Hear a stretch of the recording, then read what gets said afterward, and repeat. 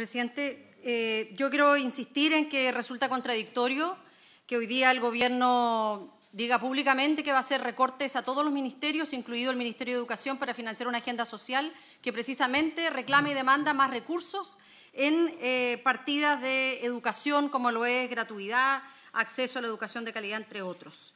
Me gustaría pedir, bien sintéticamente, que nos entreguen el listado de los liceos bicentenarios que se aprobaron durante el año 2019,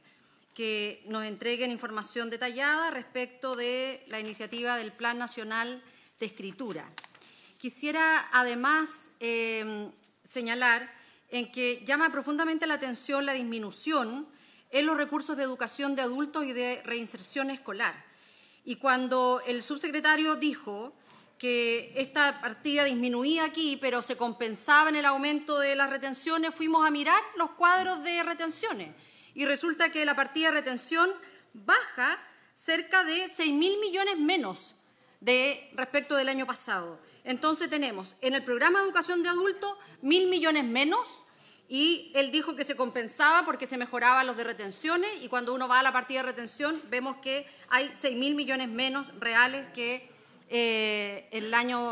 este año. Lo digo, presidente, porque hoy día es necesario que seamos capaces de contar con una oferta educativa permanente y pertinente que asegure el reingreso para hacer efectivamente una política pública. Hoy día mucho de este malestar social tiene que ver con eso, tiene que ver con jóvenes que no es que hayan desertado, porque no es una búsqueda personal, fueron excluidos del sistema escolar. Y hoy día, más allá de que este Gobierno se ha debatido en la cifra con el Hogar de Cristo, lo que nos importa es cómo se va a abordar la posibilidad de tener escuelas de segunda oportunidad. Claramente, este presupuesto no lo acoge. Disminuye los recursos para educación de adultos, disminuye los recursos para retención. Presidente, y en esto también, a propósito de la intervención del subsecretario de Educación Superior, creo que es importante que cuando el Ministerio y el Ejecutivo dice que esta es una partida que se rebaja, pero se compensa en otra, que traiga el cuadro, porque efectivamente eso permite hacer un análisis mucho más certero. Es raro que por un lado tengan un discurso de querer mejorar la educación técnica y resulta que en la asignación 105 se entrega en fondos concursables, más bien dirigidos a sostenedores, eso lo dice textual, pareciera que el interés es por beneficiar a algunos sostenedores. Presidente, llama la atención el plan de formación de directores y liceos y liderazgo educativo, parches, porque este Gobierno ha sido incapaz de presentar la ley de carrera profesional directiva.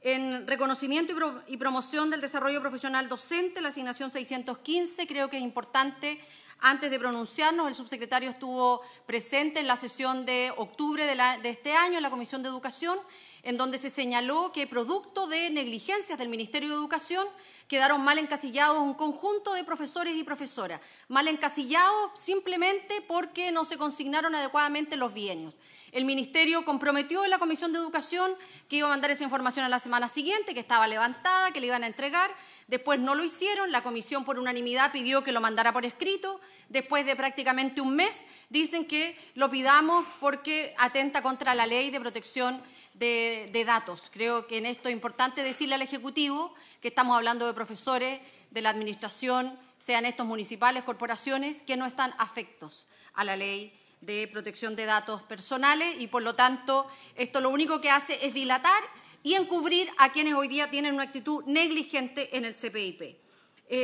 Respecto del proyecto de presupuesto de primera infancia,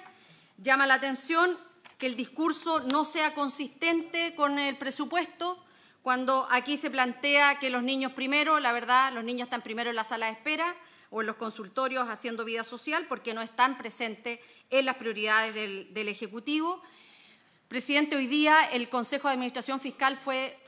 muy claro respecto de no incluir dentro de las partidas de presupuesto iniciativas que se están tramitando, porque esto además hace inflar el gasto. Si ya tenemos un presupuesto del Ministerio de Educación que está muy por debajo del crecimiento del presupuesto general, porque esto antes del recorte ya educación venía mal evaluado por su propio Gobierno, me imagino que debe haber sido por los más de 600 millones de dólares que dejaron sin ejecutar el año pasado. Esto es ineficiencia porque en la ejecución del gasto, y aquí está la senadora Ebensberger, ha sido intendenta, la eficiencia se mide también por la ejecución del gasto y este fue un ministerio que subejecutó presupuesto. Entonces,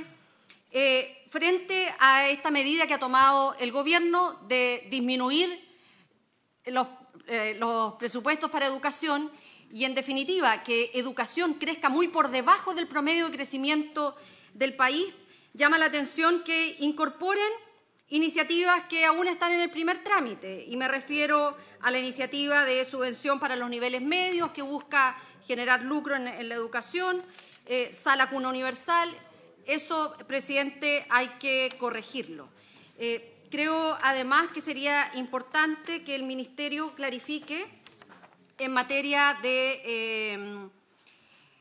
iniciativas de inversión, 56.000 millones,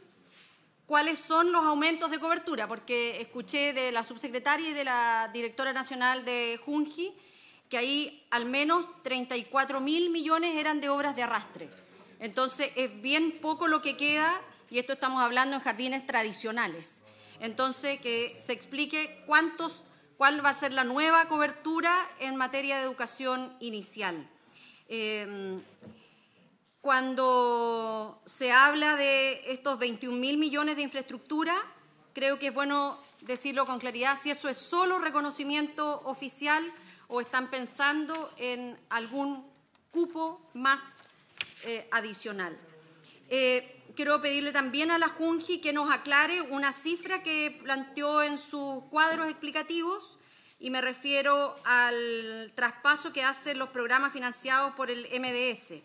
Ellos ponen en su cuadro que este traspaso es de 4.852 millones y la verdad lo que aparece por el MDS es una cifra distinta. Entonces creo que sería importante que la clarificara para poder, a partir de eso, pedirle compromisos claros de cuánto va a crecer la matrícula, los cupos, los programas en el ámbito de iniciativas alternativas.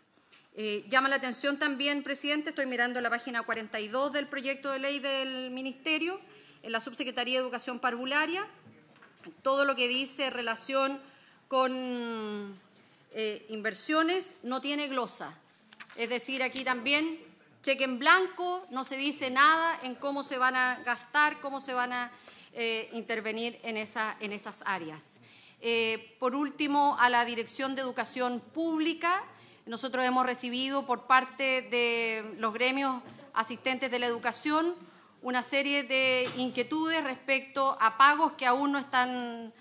hechos, no se han pagado las asignaciones familiares, no se ha hecho el encasillamiento, no se han realizado los reglamentos, que eso es una responsabilidad del Ministerio, y creo que antes de pronunciarnos respecto de esta iniciativa es necesario tener al menos clarificado estos compromisos que están en la ley y que no se están cumpliendo. Dejo para un próximo momento una serie de consultas que tengo en materia de educación superior. Solo nos decían por el interno que a lo mejor sería bueno que el subsecretario